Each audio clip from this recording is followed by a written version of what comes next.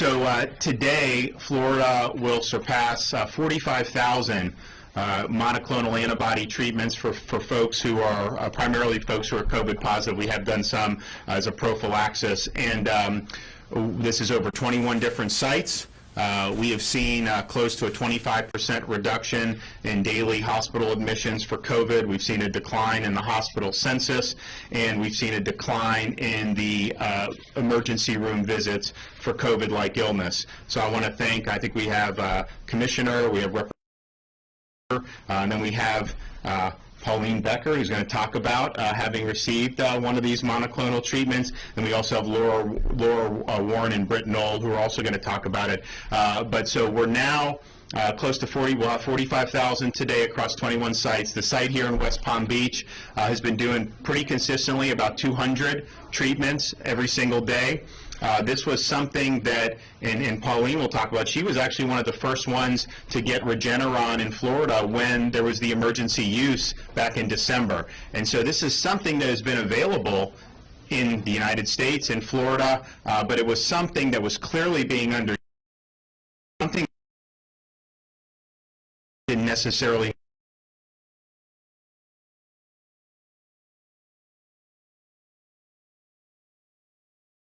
+% of the people that were being admitted did not get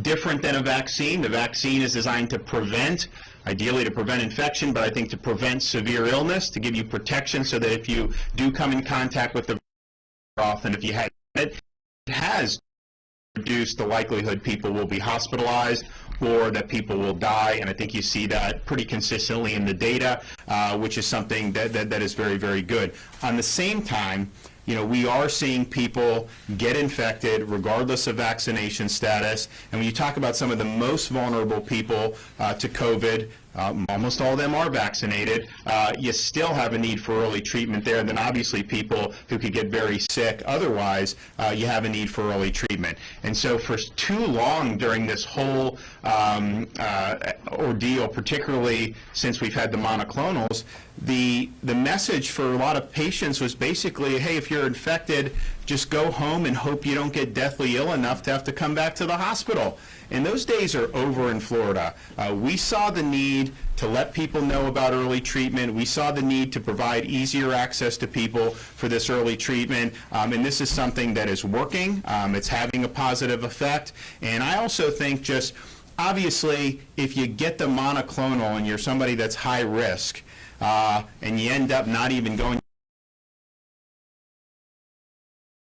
you're going to recover if you're not even sick enough to go to the hospital. So it saves lives. There's no question about it, and that's the most important. But also, hospital and hospital for 5 days, if you could have that happen as well, to have admission reduced and to have the capacity with COVID positive patients going down, that's a positive thing. A lot of those, including Florida, this summer's been very, very busy with all the COVID positive admissions. So this is good for the whole system. And then also just out of it, and they end up getting back on their feet. And so we have parents who have to look over kids. We have people that need to get back to work, and this helps people get back on their feet. So this is something that's very important for people to know. And again, we've been stressing, it's really the earlier you do it, the better. If you do it at the beginning of symptoms, is much, much higher if you wait until you are already seriously ill and hospitalized. And the reason is simple. What this is an antibody cocktail. Now, most people that get infected with COVID, they recover. They aren't going to go to the hospital. Their body creates antibodies. It fights back the virus, and it keeps it from getting to a critical stage. Not everyone can do that, particularly people that are older, people that have some of the underlying health conditions, being overweight, having diabetes, heart problems, lung problems. And so so this is kind of giving the body an added boost to be able to fight back from an antibody perspective, and when it's done early, it's done. Once you get to the point where you're already in critical care, it's just past the time where this could really turn it back in most instances. And so that's why the early detection, the early treatment is very, very important. So the one here is open 7 days a week in West Palm Beach. We also have 20 other sites throughout the state. The closest one north of to our West Palm one is in St. Lucie County. We also have one in Broward and in Miami-Dade, and then up the east coast of Florida as well. If you want more information about the options in terms of the locations, you can visit floridahealthcovid19.gov. FL.com. So just as 6 months ago, people were going on making an appointments to get vaccinated, you can now go on, make an appointment. It's also important to point out, this was something. What we've done is the Surgeon General has done and it basically of the EUA, you can come get treated without from a physician.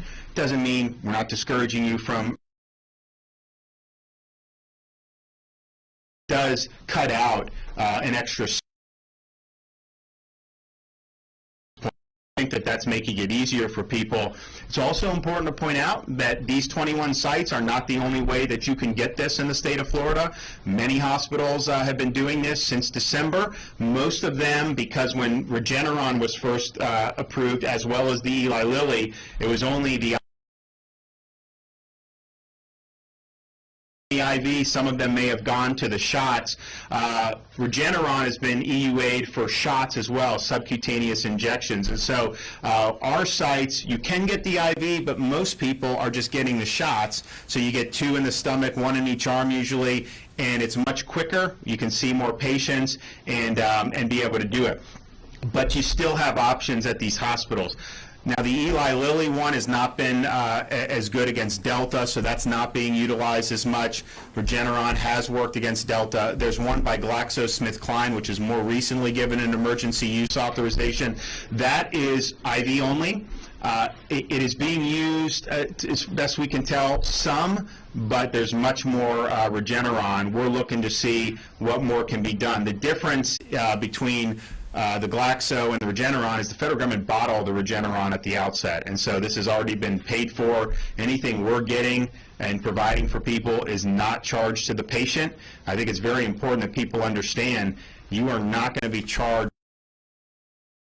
Stay out in ether, you hear some of this nonsense, you're not going to be charged that, and the last thing we want is this could benefit somebody, but then them have a misimpression that somehow they shouldn't go to a site because they're not going to be able to afford it. No, you're going to be treated based on your symptoms, and that's the only criteria that they're going to look at. And again, the people that can benefit the most are people who are elderly, people who are overweight, people who have kidney problems, diabetes, cardiovascular, lung conditions. Pretty much anybody over 50, I would say, is likely going to qualify for a monoclonal antibody. And most of the people that are coming in, look, if it's even close, they're going to give it to you. Now, look, if you're 20 years old and you run marathons and you've never had a health issue in your life, you may not fall into the EUA, but most people, particularly people who are older, are able to do it. So people need to know it's available. People need to know we're having success with it. And again, no mandate on any of this. This is your decision to do what you think is best. We're just making sure people know about it. Much more people know about it now than knew about it a month ago. And that's not just true in Florida. That's true now in these other states. We've got people writing into our office, saying they're trying to get it in their state now. And so people are going to have to move and try to make it more accessible in all these states, which I think is good.